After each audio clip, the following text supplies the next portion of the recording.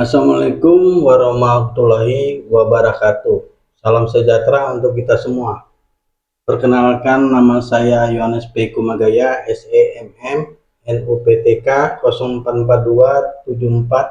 0442748649130173. Saya dosen program studi manajemen Fakultas Ekonomi di Sekolah Tinggi Ilmu Ekonomi Gintiaras, Bandar Lampung.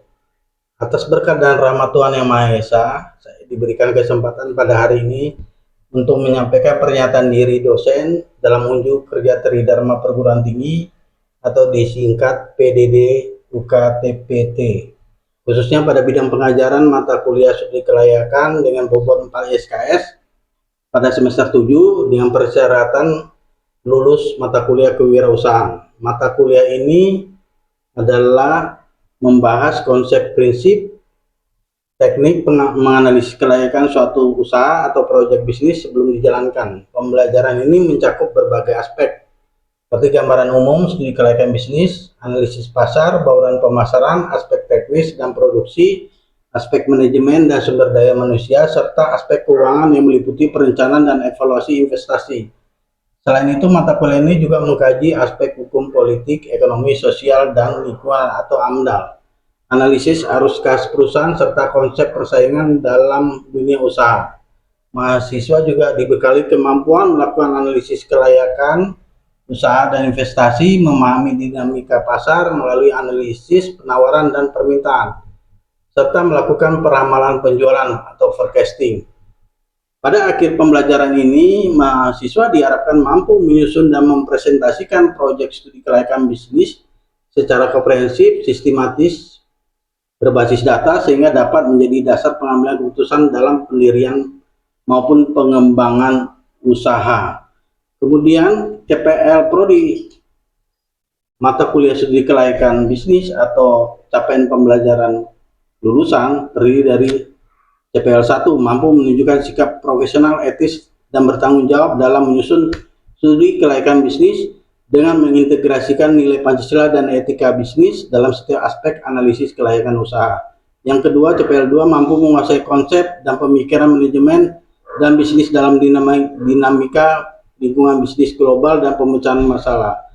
CPL 3 mampu menguasai konsep dan teori terkait fungsi Pleasant Poats dan fungsi bisnis, produksi, operasional, sumber daya manusia, keuangan, pemasaran, teknologi, dan informasi untuk memecahkan tantangan bisnis dalam berbagai tipe organisasi. CPL kelima mampu menyusun strategi korporasi, strategi bisnis, strategi fungsional pada berbagai tipe organisasi. CPL 6 mampu menyusun dan menganalisis aspek keuangan usaha meliputi arus kas, BIP, NPF, IRR, balance score, rasio, payback period, serta analisis sensitivitas dalam pengambilan keputusan investasi. CPL kedua 7 mampu menganalisis aspek hukum, sosial, ekonomi, politik, dan lingkungan atau disingkat dengan AMDAL dalam menentukan kelayakan suatu usaha. CPL 8 mampu melakukan analisis peramalan atau forecasting, analisis tren pasar, evaluasi kelayakan berbasis data untuk mendukung keputusan bisnis yang rasional dan terukur. CPL 12 mampu mengevaluasi isu-isu yang berkaitan dengan etika bisnis, lingkungan hidup, keberlanjutan, dan tanggung jawab sosial dengan menggunakan konsep dan teori yang relevan dalam menghadapi berbagai tantangan bisnis. Kemudian CPMK mata kuliah studi kelayakan bisnis, CPMK terdiri dari 1. CPMK 1 mahasiswa mampu menjelaskan konsep ruang lingkup, tujuan analisis, serta etika dalam studi kelayakan bisnis secara sistematis dan profesional. CPMK 2 mahasiswa mampu menganalisis potensi pasar, persaingan, dan bauran pemasaran dalam kaitan kelayakan bisnis. CPMK 3 mahasiswa mampu menganalisis aspek teknis dan operasional usaha dalam studi kelayakan bisnis. CPMK 4 mahasiswa mampu menganalisis aspek manajemen dan SDM. Yang kelima, mahasiswa mampu menyusun dan menganalisis laporan keuangan serta kebutuhan dana dalam studi kelayakan bisnis. CPMK 6, mahasiswa mampu menganalisis kelayakan usaha dari aspek hukum, sosial, ekonomi, politik, dan lingkungan. CPMK 7, mahasiswa mampu menyusun menganalisis komponen aliran kas perusahaan sebagai dasar pengambilan keputusan investasi. CPMK 8, mahasiswa mampu memberikan konsep persaingan dalam studi kelayakan bisnis pada tingkat persaingan industri dan studi kelayakan bisnis. CPMK 9, mahasiswa mampu menganalisis tingkat persaingan industri dalam studi kelayakan bisnis. CPMK 10, mahasiswa mampu mengevaluasi kelayakan investasi menggunakan metode NPF, IRR, balance cost ratio, dan PB period. CPMK 11, mampu mahasiswa mengevaluasi potensi pasar dan intensitas persaingan untuk melakukan kelayakan bisnis. CPMK 12, mahasiswa mampu menganalisis hubungan permintaan dan penawaran dalam menentukan kelayakan usaha. CPMK 13, mahasiswa mampu melakukan peramalan penjualan sebagai dasar perencanaan dan evaluasi kelayakan bisnis. CPMK 14, mahasiswa mampu menganalisis kelayakan suatu usaha atau proyek bisnis secara komprehensif yang mencakup aspek pasar, teknik, sumber daya manusia, keuangan, hukum, dan lingkungan, serta mampu mengevaluasi kelayakan investasi menggunakan metode BIP, NPF, IRR, dan PB period, serta menyusun presentasi laporan studi kelayakan bisnis secara sistematis dan profesional sebagai dasar pengambilan keputusan investasi. Kemudian lanjut sub CPMK-nya terdiri dari sub CPMK 1 terdiri dari 1. Menjelaskan pengertian dan konsep dasar studi kelayakan bisnis. Yang kedua, mengidentifikasi ruang lingkup dan tahapan studi kelayakan usaha. Yang ketiga, menjelaskan alat analisis dan studi kelayakan bisnis. Yang keempat, menunjukkan pemahaman etika dan penyusunan studi kelayakan. Yang kelima, mahasiswa mampu mengidentifikasi aktor utama terdiri pemasok, produsen, distributor, retail, konsumen, dan peran dalam menjelaskan aliran barang dan informasi serta keuangan. Sub CPMK 2 mengidentifikasi jenis dan karakteristik pasar. Yang kedua, menghitung potensi pasar dan pangsa pasar. Yang ketiga, menganalisis persaingan dan strategi penjualan. Yang keempat, merencanakan bauran pemasaran dan konteks studi kelayakan. Sub CPMK ketiga terdiri dari 1. Mendistribusikan produk dan proses produksi. 2. Menghitung kapasitas dan biaya produksi. Yang ketiga, menentukan lokasi dan layout produksi. Yang keempat, mengidentifikasi risiko operasional dan rencana pengembangan usaha. Sub CPMK 4 terdiri dari menyusun struktur organisasi usaha. Yang kedua, merancang perencanaan dan pengembangan SDM. Yang ketiga, menjelaskan sistem kompensasi dan pengelolaan kinerja. Yang keempat, mengintegrasikan strategi pengembangan organisasi dalam kelayakan usaha. Sub CPMK 5, 1. Mengidentifikasi kebutuhan dan sumber pendanaan. Yang kedua, menyusun laporan arus kas dan laporan laba rugi proyeksi. Yang ketiga, menganalisis laporan keuangan usaha. Sub CPMK yang 6 terdiri dari 1. Mengidentifikasi legalitas usaha. Yang kedua, menganalisis dampak sosial dan ekonomi usaha. Yang ketiga, menjelaskan aspek lingkungan atau AMDAL dalam studi kelayakan. Sub CPMK 7 terdiri dari 1. Mengidentifikasi komponen aliran kas. Yang kedua, menghitung inisial dan operasional cash flow. Yang ketiga, melakukan analisis sensitivitas. Sub CPMK 8 terdiri dari 1. Menganalisis ancaman pendatang baru. Yang kedua, menganalisis persaingan industri. Yang ketiga, mengidentifikasi kekuatan taruh pembeli dan pemasok. Yang keempat, menyusun analisis persaingan dan rencana penjualan. Sub CPMK 9 terdiri dari 1. Menghitung BIP, break even point. Yang kedua, menganalisis kelayakan berdasarkan total biaya dan total pendapatan. Yang ketiga, menarik kesimpulan kelayakan usaha secara rasional. Sub CPMK 10 terdiri dari 1. Menghitung present value of money. Yang kedua, menghitung NPF, IRR, balance cost ratio, dan payback period. Yang ketiga, membuat keputusan investasi berdasarkan hasil analisis. Sub CPMK 11, 1 adalah menganalisis potensi pasar.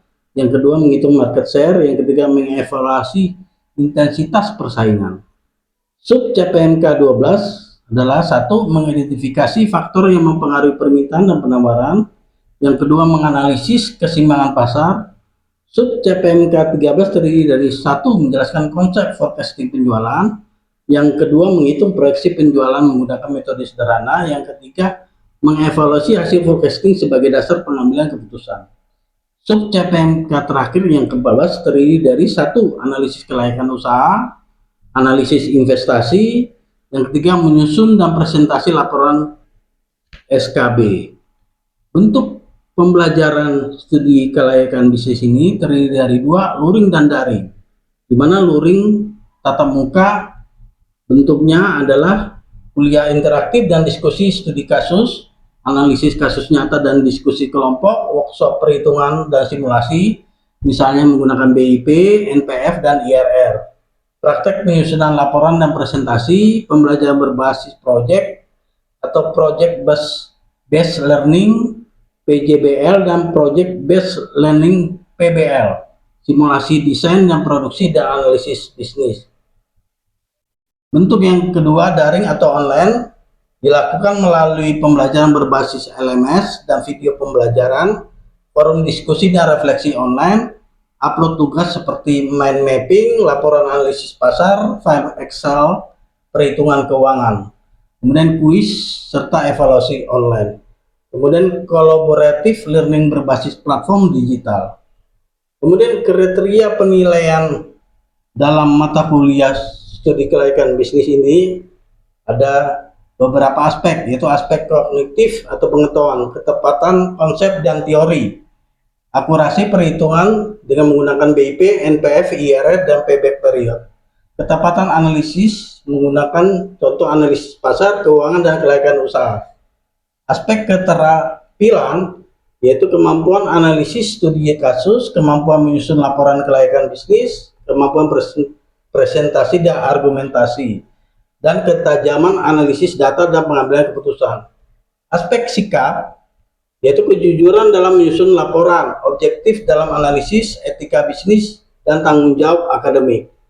Teknik penilaian yaitu menggunakan tes dan tugas individu, kelompok, studi kasus, presentasi, kuis, proyek, menggunakan laporan SKB, kemudian ujian tengah semester, dan UAS.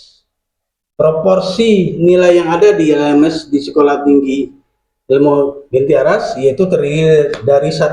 Tes dan tugas individu proporsinya 30%, kuis 25%, UTS 15%, UAS 20%, dan kehadiran 10%. Berikut kami tampilkan proses pembelajaran di ruang kelas. Selamat menyaksikan.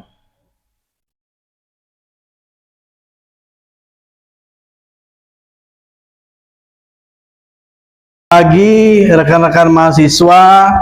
Pagi, Pak. Kita akan mulai melanjutkan pertemuan materi mata kuliah yaitu studi kelayakan bisnis. Ini adalah pertemuan ke-15.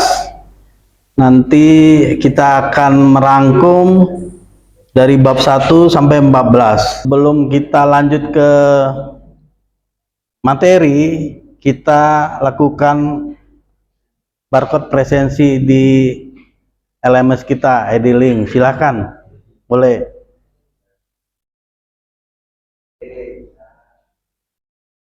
Ke-15 presentasi project SKB, yaitu unsur-unsur CPL, CPMK nanti saya akan sampaikan, di mana CPL ini luaran yang dicapai adalah sikap profesional dan tanggung jawab komunitas efektif dan kerja tim. Jadi artinya ada komunikasi yang efektif di dalam satu tim, karena sulit sekali terjadi komunikasi dalam satu tim. Kemudian diharapkan analisa kelayakan usaha secara komprehensif, kemudian menyusun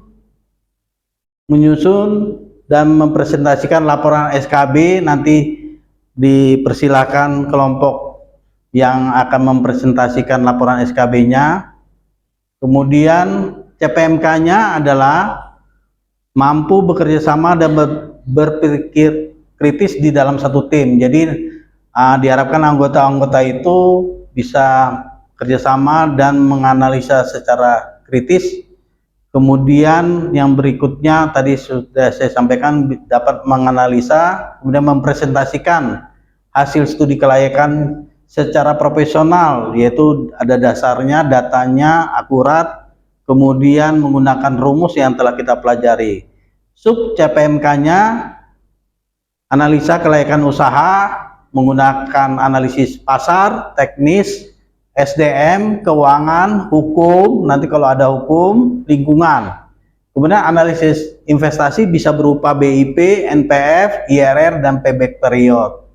Kemudian disusun, kemudian dipresentasikan. Penilaiannya adalah indikatornya ketepatan analisis. Kemudian laporannya jelas, terperinci, interpretasinya jelas. Kemudian kualitas presentasinya, kemampuan menjawab pertanyaan, nanti ada menjawab pertanyaan dari saya selaku dosen, kemudian dari mahasiswa. Kemudian diharapkan ada di dalam pertemuan ini kerjasama tim, terutama yang maju nanti. Kemudian kriterianya sesuai konsep SKB yang kita pelajari dari bab 1 sampai bab 14 secara data, logis, dan sistematis. Tekniknya nanti mempresentasikan, tanya jawab, kemudian ada laporan rubrik ini kesimpulan ya. Kemudian bentuknya tatap muka dan diskusi. Nah, ini yang penting sekali adalah metode project learning PJBL dan case method. Nah, project yang Anda buat tadi UMKM, kemudian Anda lakukan case method.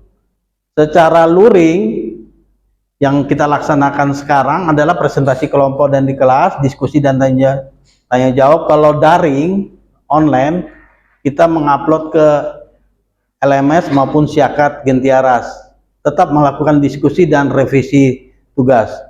Oke, dipersilahkan kelompok yang mempresentasikan. Silakan. Kita tentang analisis kelayakan usaha. Latar belakangnya adalah analisa kelayakan usaha yang perlu kita analisis melalui aspek pasar, aspek keuangan, operasional, dan melakukan kelayakan bisnis secara komprehensif.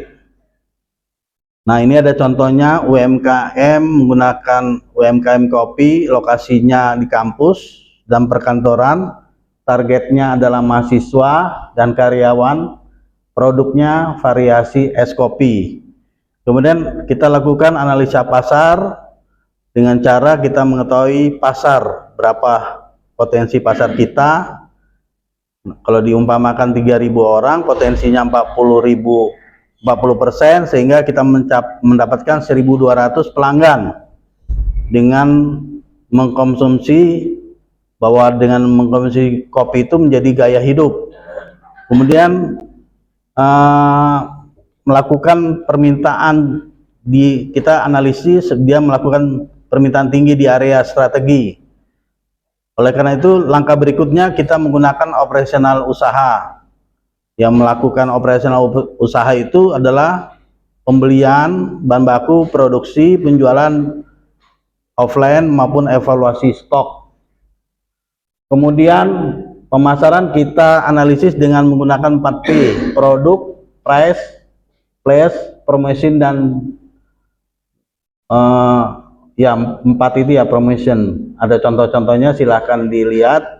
Nanti kita mempresentasikan juga usaha yang sudah kita lakukan dengan menggunakan project tadi. Karena ini pertemuan ke-15, kita mengevaluasi, menganalisa selama apa yang kita pelajarkan. Kemudian berikutnya, langkah berikut menggunakan analisa keuangan dengan menentukan modal awal, pendapatan, laba bersih, kemudian ada kita temukan namanya arus kas positif.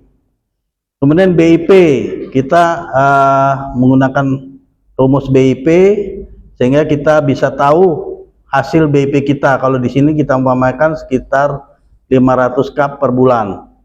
Ada penentuannya, harganya 15.000, biaya variabelnya 6.000. Kemudian kita buat kesimpulan bahwa usahanya bisa mencapai titik impas atau BIP dengan cepat. Kemudian menggunakan analisis SWOT dan mitigasi. Nah, itu ada SWOT, terdiri dari strength, weakness, opportunity, threat. Kemudian kita melakukan mitigasi. Nanti kita akan lebih jelas, kita akan masukkan dalam kita presentasikan dalam bentuk kelompok. Ketuanya berikut anggotanya, silakan. Oke, selamat pagi Pak Kuma dan teman-teman semuanya. Di sini kami dari kelompok 6 akan mempresentasikan hasil dari laporan kami. Nah, di sini tuh untuk UMKM-nya itu namanya Ayam Geprek Crispy Nusantara. Nah, itu ini sebenarnya belum ada. Jadi ini kami membuat tuh seperti sebuah perencanaan usaha. Dan nanti di situ kami akan menganalisis usaha tersebut jika penjualan bulan pertamanya dan lain sebagainya. Lanjut pembahasan kita, presentasi mengenai Ayam Geprek Crispy Nusantara. Jadi ini gambaran umum usahanya, teman-teman. Profil usahanya ada nama Ayam Geprek Crispy Nusantara dengan di dalam bidang kuliner, makanan siap saji dengan lokasi yang pasti strategis dekat kampus dan juga perkantoran. Nah, berikut dengan data pasar awalnya. Jadi ada populasi sekitar kurang lebih 2.000 orang. Nah, lalu 50% rutin beli makanan siap saji dalam 4 kali dalam seminggu. Ketiga ada ayam crispy hot lava. Oke, pesaing ini kira-kira jauh-jauh nggak ya dari yang Anda rencanakan? Enggak, Pak. Sama. Ya kurang lebih 100 meter. Oke, baik. Lanjut. 100 porsi per bulan. Nah, untuk penjualan bulan pertama itu ada 1.000 porsi. Nah, untuk alur operasionalnya itu dimulai dari pembelian bahan bakunya, terus ada penyimpanan bahan bakunya, terus persiapan dan juga proses produksinya, pengemasan, penjualan langsung atau online. Nah, dan juga ada evaluasi stok harian. Next. Juga bisa berkembang. Nah, dan juga berkembang secara berkelanjutan dan juga tentunya itu jangka panjang. Oke, terima kasih, sekian dari kelompok kami. Apakah ada pertanyaan? Pertanyaannya, Tingkah. Saya ingin bertanya di bagian suatu di bagian kelemahan. Tentu menurut kelompok kalian mana dari beberapa kelemahan itu yang harus diperbaiki terlebih dahulu? Mana yang utama yang itu? Ya, iya, yang diperbaiki terlebih dahulu dari ketiga itu. Kelemahan. Di bagian kelemahan. Menurut kami itu yang harus diperbaiki lebih awal itu adalah merek atau brandnya ya, karena untuk mengenalkan produk itu ke masyarakat luas kan harus ada brandnya. Karena kan ini kan brandnya kan juga masih baru ya Pak, jadi kan otomatis harus lebih ekstra, jadi supaya lebih banyak dikenal lagi. Jadi kita bisa mengalahkan para pesaing-pesaing. Oke, baik. Sip. Ada lagi? Tingkah? Kesimpulannya, prospek sangat baik, lokasi strategis, produk dikenal luas, pasarnya pun jelas, keuangannya pun sehat, modal 49,9 juta, laba, lalu 77,9 juta per bulan, arus kasnya positif, BEP aman, penjualan 2,4 kali di atas titik impasnya, risiko terkendali, inovasi, efisiensi, dan diversifikasi pasar. UMKM Ayam Bakso Komar layak dijalankan dan dikembangkan, potensi menjadi usaha kuliner keunggulan Bandar Lampung.